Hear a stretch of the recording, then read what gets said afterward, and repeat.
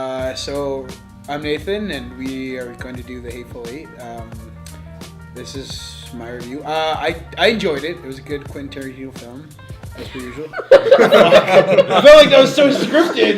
That was so scripted. I can't introduce it. Hello, my name is Nathan. Hello, and I'm Star Wars. It was a good film. The only problem. the only.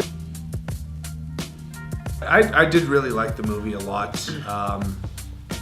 Like every single character was likable, even though you didn't really know what was going on. Sometimes you're just kind of like, it's about to go down at any time. Like you're just holy shit.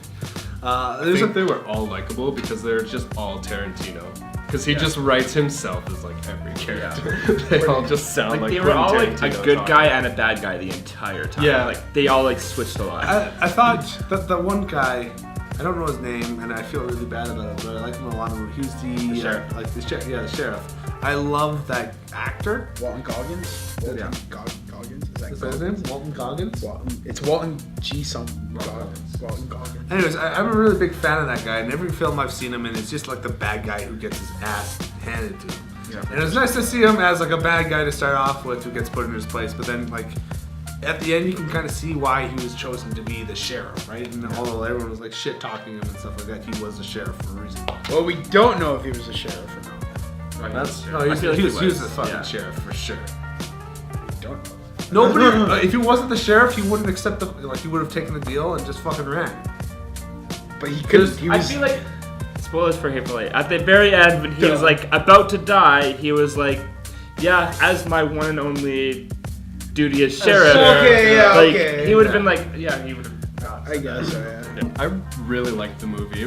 It felt like Quentin Tarantino, obviously. It did feel. But yeah, for the most part, all the characters were really interesting. They all brought their own little thing into it. Yeah.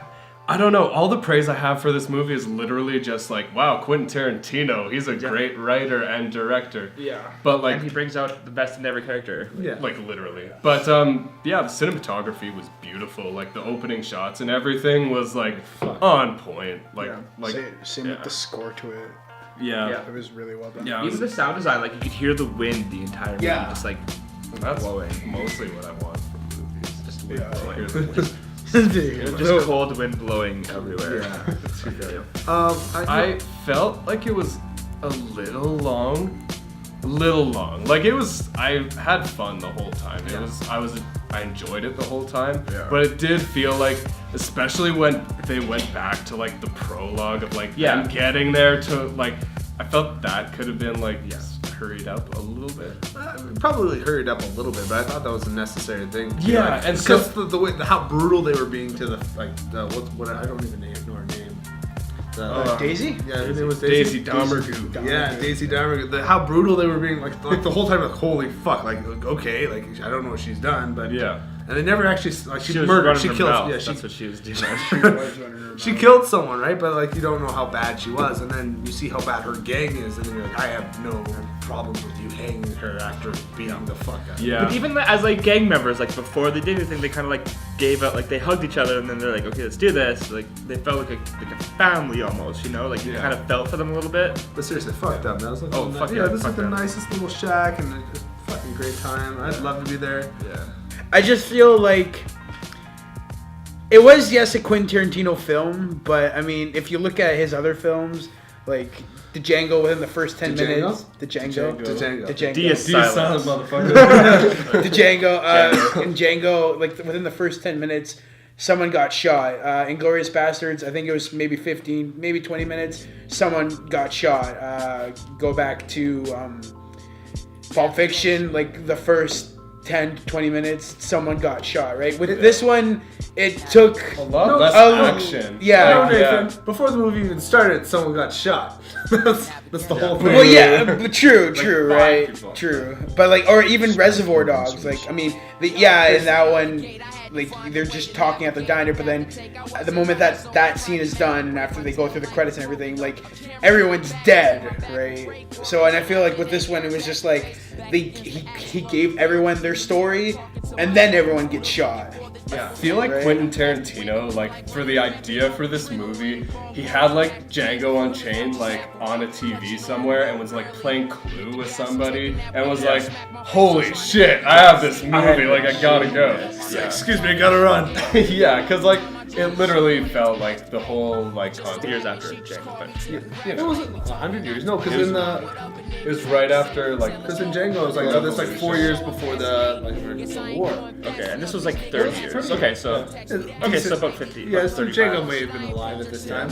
I think I love about Tarantino, and like a thing that like, you don't really see too much is those, I guess, like the Reservoir Dogs conversations, like at the beginning of the films. Every conversation meant something, right? And it automatically had you thinking, like, oh, who's the fucker of this group? Like, who's the asshole? Who do I have to fucking hate? Like, he does dialogue so fucking good. well. So good. So fucking well. yeah. But like, I felt like you were kind of allowed to like anybody and hate anybody. Yeah. If you could have hated Samuel L. Jackson the entire movie because he Well, was an asshole the entire movie. And to tell you the truth, I actually thought that he was working with Daisy. Like, I thought it was Daisy and Samuel Jackson. Because, I mean, you first meet him, it's like, oh no, I don't know who the hell you are, right? And you're with the hangman or whatever. And it's like, and then he starts mouthing off the general, right? And telling him how he killed his son, how he made his son suck his dick, right? I'm like, you know what? I can see these two, Daisy and, I can't remember his name.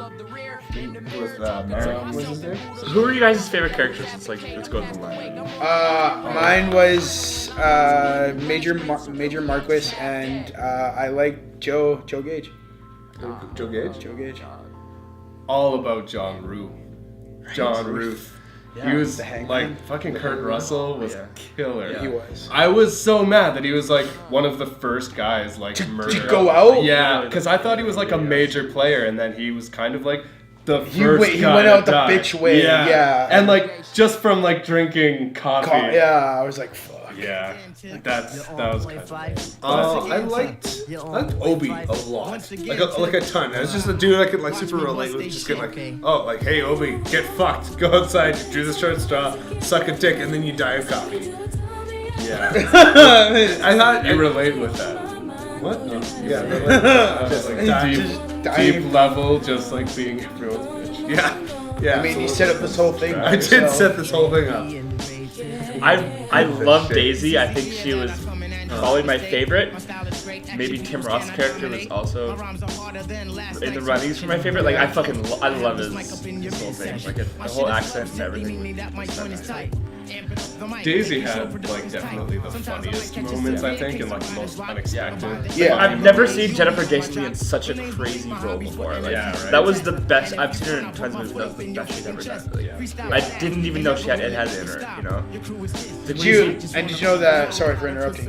Did you know that for her playing her guitar thing, she actually learned it while filming that? Really? Like he said to her, "I'm gonna need you to play guitar," and she's like, "I have no idea what." Kind of like when Thurman learned to like fight with a sword. Pretty, yeah. Right? Kind of like the Mexican playing the piano. He actually improvised. Really? I feel like anytime Quentin Tarantino calls on any actor, they're like, "Great, time to put my big boy pants on, become a real fucking actor." Definitely brings out the best. Because you know he fucking destroys actors who don't do their thing. You know what I mean? Like that's why Sam Jackson's been like on everything. On everything. Yeah, everything he's done. It's like he creates this thing and he doesn't compromise at all. Everything he does is his own world. He doesn't use other people's scores. Everything he does, he creates by himself. So it's his own. It's 100% his movie. It's nobody else's. Which is, you can't say that for a lot of directors now because a lot of studios, a lot of studios have their own input, and a lot of editors have their own input. Like, who edits and directs short film nowadays? Like, nobody, right? He's also like the last bastion of like being an independent filmmaker. He makes a shit ton of money in like big box office, but Hateful is terrible. Did it actually? It underachieved because of Star Wars, but yeah. And it wasn't open in a lot of places. No, it really wasn't They pushed showing. it back a week. Yeah. Because of Star Wars. It's because of Star Wars, and our local theater, the Spectrum, they don't have a theater. Oh yeah, that was bullshit. Yeah. And I think it's the same in most theaters. There's one, like it's only playing at 3 or 4 different screens across Calgary. And we're not getting the road show, which is like 70mm, which I would love to see. Like, Yeah, there's 70. Yeah, the extra 20 minutes or whatever. So much. What was like the most suspenseful moment for you in the film? Most suspenseful. Where you're just like, oh. Probably just the. Yeah, no, go for it. Because I got it. Just the intro to the chapter of the Darmagoose Got a Secret. Oh. Where like the, Actually, the fucking narrator voice just comes out of nowhere and like That's it's Quentin just like, Tarantino, by the way, like this other thing completely different has happened and like we're gonna explore that now. Like that was really interesting. Such That a was- cool, unique Thing to way do, of doing yeah. it. I keep forgetting his name. The sheriff passes out. And, Chris Maddox. Oh yeah. And Maddox passes out, and Samuel Jackson's just like writhing on the bed. He's like trying to wake him up, and Daisy's trying to get like chopping off Kurt Russell's arm. Yeah. Yeah, I'd say that's That was probably freaking Second next to like the Daisy's Got a Secret. yeah, so Daisy's Got a Secret, I think, and then it goes to Yeah. like Maddox or whatever. And then trying like to wake up. literally the rest of the movie, like Well, the entire movie to me felt The tense. Sam Jackson scene was gonna be like, it was really high tension for me because that's a bold play because any one of those dudes in there could have killed him. Right? Like, that's a Well, you had super- Chris Mannix and you had the Colonel. Like they got along really well. Like I felt like if anything, like those two guys would have been like, well, shit, he's the only black guy here. And well, like they said, right? Like they had during the Civil War, like they were taking no prisoners with black guys, right? So I mean, I felt like at any point with Chris and the Colonel, Sam was dead. Yeah. I think with Chris, he's the sheriff. He's not gonna like kill the guy, right? He's not just gonna kill him in cold blood. You know, the Civil War 30 years ago. He was like 10. Like I don't think. Yeah.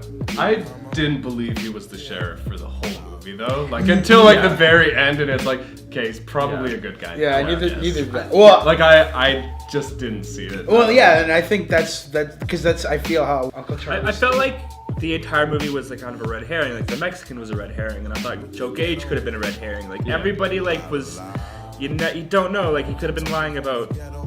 Like, the way he filmed it is like anybody could have been the killer. So I mean, it was really a toss up. But then, like, technically at the end, it was like everybody. It was everyone. So Yeah. like, so I was just having more fun, just like with the characters Yeah. in this cabin. And I just wanted more of that, you know. Yeah, like, for sure. A nice little snippet I saw. I don't know if you guys picked up on it either, but it was the excuse of they're going to visit their mother.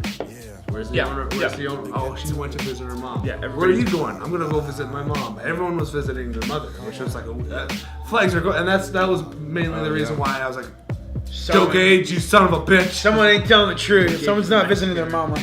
I definitely did not expect the Hangman, like at all. He was the one guy. I was like, there's no way it's the Hangman. The Hangman's not It was really- like mostly the Hangman. I was afraid because like he talked, he was like, I'm not gonna put this movie out because someone leaked the script or whatever. Michael Madsen. Yeah, and then he decided just to do it. Yes, and I'm really glad he did. I mean, I feel like even if it did leak, I mean, with everything leaks nowadays. I feel like if you didn't, if Quentin decided not to do this film, I think you would have been robbing your characters of them visually seeing the film, right? I mean, they've already read it. You might as well just make the film, right? Like, there's no point in saying, oh, well, shit, everybody already read it. Like, everybody knows the story. But it's like, well, we know the story, but how we picture it and how you picture it completely different, right? So, I'm really glad that he did do it. I'm not even sure how it stacks in as far as other Tarantino films goes, though. Yeah, because like I needed some time away from it. Just, like, because So yeah, it might be pretty low on my Tarantino list. Yeah. It might. It's funny, like I feel like every week or every time I see like I watch another Quentin Tarantino movie, I'm like, that's randomly my I'm like, this is like I watched Jackie Brown like 2 weeks ago. I'm like, this is my favorite Quentin Tarantino movie. And then like I'll watch Kill Bill like in 2 weeks or 2 in a month, and I'll be like, this is my favorite Quentin Tarantino movie. Kill Bill.